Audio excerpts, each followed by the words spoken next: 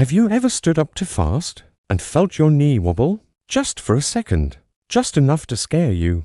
Maybe you grabbed the counter. Maybe you grabbed a chair. Maybe there was nothing nearby to grab at all.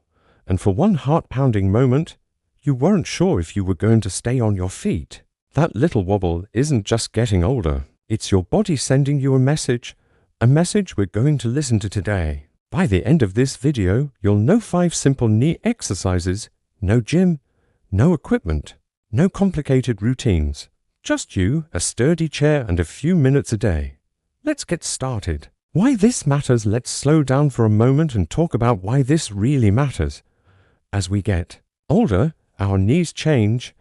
It's not something anyone talks about enough. The muscles around the knee joint, especially the ones in the front and back of the thigh, naturally get weaker if we don't actively use them. The joint itself can get stiffer. Cartilage wears thinner, and our sense of balance, that quiet, automatic system that keeps us upright without us even thinking about it, starts leaning more heavily on strong, stable legs to do its job. Here's something worth sitting with. According to the CDC, falls are the leading cause of injury among adults over 65. Not the second leading cause, the leading cause. And very often, these falls aren't caused by tripping over something dramatic. They're caused by something much quieter. A knee that buckles unexpectedly, a moment of poor balance while turning, legs that simply aren't strong enough to catch us in time. I want to pause here and say something important. This is not something that simply happens to you, like whether you have no control over. This is something you have real influence over, real power over. Think of your knee joint like a hinge. A hinge on its own is just metal. It has no strength of its own. What gives a door stability is the frame around it. In your body, the frame around your knee is made of muscle, mainly your quadriceps in the front of the thigh and your hamstrings in the back. When those muscles are strong, they act like a natural brace. They absorb shock when you step off a curb. They stabilize your knee when you turn quickly. They catch you when the ground is uneven. When those muscles are weak, your knee joint is left to do all of that work alone. And a joint alone, without muscular support, is far more likely to give out.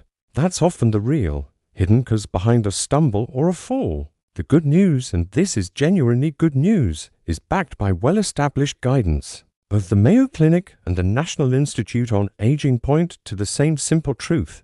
Regular strength and balance exercise can help reduce the risk of falls in older adults. It doesn't promise to eliminate risk entirely. Nothing can honestly promise that, but it can meaningfully reduce it, and meaningful matters. Here's what I want you to hold on to more than anything else in this video. It is never too late to start. I don't care if you haven't exercised in 10 years. I don't care if you're using a cane right now, or you feel nervous about your balance, or you've had a knee replacement, or you simply feel like your body isn't what it used to be. These exercises can be adapted to meet you exactly where you are. We'll talk through modifications as we go, so nobody watching feels left out. Because at the end of the day, this isn't about becoming an athlete. Nobody here is training for a race. This is about something much more meaningful. This is about standing up from your favorite chair without a flicker of fear. This is about walking to your mailbox with steady confidence. This is about getting down on the floor to play with a grandchild and getting back up again, just as easily. This is about trusting your own two legs. That's what we're building toward today. Before we begin the exercises, a few quick safety notes. Wear comfortable, supportive shoes with good grip, or go barefoot on a non-slip surface if that's more comfortable. For you, have a sturdy chair nearby at all times, one without wheels, one that won't slide out from under you. And please, go at your own pace throughout this video. If something causes sharp pain, not muscle fatigue, but real, sharp pain, stop immediately. We are not chasing intensity here. We are chasing consistency. A little bit, done safely, every single day, will always outperform doing too much once and giving up or getting hurt. All right, let's get into it. Exercise 1, the seated knee extension. Let's start seated because this is the gentlest possible way to begin. And it's a wonderful foundation for everything else we'll do today. Find a sturdy chair. Sit toward the front edge of it, keeping your back straight and both feet flat on the floor. Step 1. Slowly straighten one leg out in front of you, lifting your foot gently off the ground. Try to straighten your knee as much as feels comfortable, but never force it. Step 2. Hold that position for 2 to 3 seconds. You should feel the muscle across the top of your thigh working steadily. Step 3. Slowly lower your foot back down to the floor. Control the descent, don't let it simply drop. That completes 1 repetition. Aim for 8 to 10 repetitions on this leg. Then switch and repeat the same steps with your other leg. Why does this particular movement matter so much? This exercise directly strengthens your quadriceps, that muscle across the front of your thigh we talked about earlier. Remember that muscle acts like a natural brace for your knee joint. The stronger it becomes, the more support and stability your knee has during everyday movements like standing, walking, and importantly, catching yourself if you ever start to stumble. If this feels too easy after a week or 2, you might consider adding a light ankle weight down the road. But for right now, your focus should simply be on slow, controlled movement. Slow and steady will always beat fast and rushed. And if fully straightening your knee feels uncomfortable, that's completely fine. Only go as far as feels good for your body today. Every bit of movement still counts and still helps. Exercise 2, the seated marching. Let's stay seated for this next movement. This one works your hip strength and balance, which partner closely with your knees to keep you steady. Sit tall in your chair, feet flat on the floor, hands resting lightly on your thighs, or holding the sides of the chair if you'd like extra stability. Step 1. Slowly lift one knee upward toward your chest as though you're marching gently in place. Step 2. Hold briefly at the top of the movement, just a 1-second pause. Step 3. Slowly lower your foot back down to the floor with control. Then repeat with the opposite leg. Continue alternating legs like this for a total of 10 to 12 lifts on each side. This movement works your hip flexors and your core muscles, both of which are essential for balance while walking. Think about it this way. Every time you take a step, you're briefly balancing your entire body weight on just one leg while the other leg swings forward. This exercise trains that exact skill, but in a completely safe, seated environment where there's no risk of losing your balance. This exercise trains that exact skill, but in a completely safe, seated environment where there's no risk of losing your balance. If you'd like an added challenge later on, you can try doing this without holding the chair at all, simply resting your hands lightly in your lap. But only attempt that once you feel steady and genuinely confident doing so. Exercise 3. The sit-to-stand. This next exercise might be the single most important one on today's list. Here's why.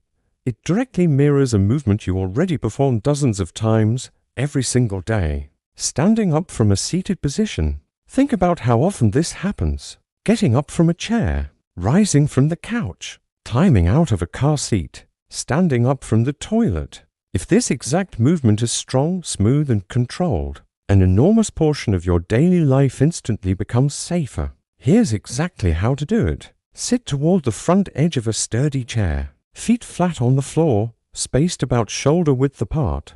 Lean your chest gently forward, over your knees. Step 1. Push firmly through your feet and slowly rise to standing. Try to avoid using your hands if you're able to, but if you need them, that is absolutely okay. Safety always comes first, without exception. Step 2. Once standing, pause for just a moment. Let yourself feel steady and grounded on your feet. Step 3. Slowly lower yourself back down into the chair. Control the movement carefully on the way down. Don't simply drop into the seat. That completes 1 repetition. Aim for 5 to 8 repetitions total. Here's an important tip. If standing without using your hands feels too difficult right now, that is entirely normal and nothing to feel discouraged about. Use your hands on your thighs or on the arms of the chair to help push yourself up. As your legs grow stronger over time, you may find you gradually need your hands less and less. This single exercise works your quadriceps, your hamstrings, and your glutes together, essentially your entire lower body support team. These muscles, working in coordination, are exactly what prevent stumbles when you stand up to quickly, climb out of a low car seat, or rise from a particularly soft couch. Exercise 4. The standing heel-to-toe balance. Now we're moving into standing exercises. Please position yourself near a wall, countertop, or sturdy chair before beginning this one, something reliable you can hold if you need extra support. Step 1. Stand tall, holding lightly onto your support surface with one hand. Step 2. Place one foot directly in front of the other, heel touching toe, almost as though you're standing on a tightrope. Step 3. Hold this position for 10 to 15 seconds. Breathe naturally and steadily throughout. Many people unconsciously hold their breath here. Try to notice if you're doing that and gently remind yourself to keep breathing. Step 4. Switch your foot positioning so your other foot is now in front and hold for another 10 to 15 seconds. This particular exercise directly trains your balance system. It challenges your body to make small, constant adjustments to remain upright, which is precisely what happens in real life when you catch yourself after an unexpected stumble. As you grow more comfortable with this movement over time, try holding on with just one finger instead of your whole hand. Eventually, if it feels right, you might try letting go entirely for a few seconds. But please, only progress at a pace that feels genuinely safe and confident for you. There is no rush whatsoever. Exercise 5. The standing knee bend or mini squat. Our final exercise today is a gentle standing squat. This movement builds real, practical strength for everyday tasks, climbing in and out of a car, or reaching down to pick something up off a low shelf. Stand behind a sturdy chair, holding onto its back with both hands for support. Position your feet about shoulder width apart. Step 1. Slowly bend your knees, lowering your body just a small amount, only a few inches. Picture the very beginning of sitting down, but stop early, well before you would actually reach a seat. Step 2. Keep your knees pointed forward, aligned with your toes. Try to avoid letting them cave inward toward each other. Step 3. Hold this lowered position for 1 to 2 seconds. Step 4. Slowly push firmly through your feet to rise back up to standing. Repeat this movement 8 to 10 times. This might look small on camera, but it's genuinely powerful. This exercise strengthens your quadriceps, hamstrings, and glutes simultaneously, while also training your knees to move safely and confidently through a bending motion, something you do constantly throughout an ordinary day. Start with a very shallow bend. As your strength and confidence build over the coming weeks, you can gradually bend a little deeper. There is absolutely no need to rush this progression. Putting it all together, let's quickly recap those 5 exercises. 1. The seated knee extension, which strengthens the front of your thigh. 2. The seated marching, which builds hip and core stability. 3. The sit-to-stand, which trains a movement you rely on dozens of times daily. 4. The standing heel-to-toe balance, which sharpens your balance system directly. 5. The standing knee bend, which builds functional, everyday lower body strength. You don't need to complete all 5 exercises every single day if that feels overwhelming, right? Now, even doing 2 or 3 of them a few times each week is a genuinely wonderful starting point. Consistency will always matter more than perfection. Many people find success by pairing this routine with an existing daily habit, right after brushing their teeth in the morning, for instance, or alongside their first cup of coffee. Attaching a new habit to something you already do makes it far easier to stick with long term. Common mistakes to avoid. Let's walk through a few common mistakes. Avoiding these will keep you safer and help you get far more benefit from this routine. Mistake 1. Rushing the movements. It's tempting to speed up once exercises start feeling easier. But slow, controlled movement is what actually builds strength and joint stability. Fast, jerky motion can increase injury risk rather than reduce it. Slow down and really feel each muscle doing its work. Mistake 2. Holding your breath. This happens more often than people realize. When we concentrate hard on a movement, we naturally tend to tense up and stop breathing normally. But this can affect blood pressure and balance simultaneously. Try breathing steadily throughout each exercise. Many people find it helpful to breathe out during the harder part of a movement, like standing up or pushing through the legs. Mistake 3. Skipping the warm-up. Diving straight into exercise with cold, stiff muscles isn't ideal for anyone at any age. Before beginning, try marching gently in place for a minute or slowly rolling your ankles and shoulders. Just 1 or 2 minutes of easy movement helps prepare your body and often makes the entire routine feel more comfortable. Mistake 4.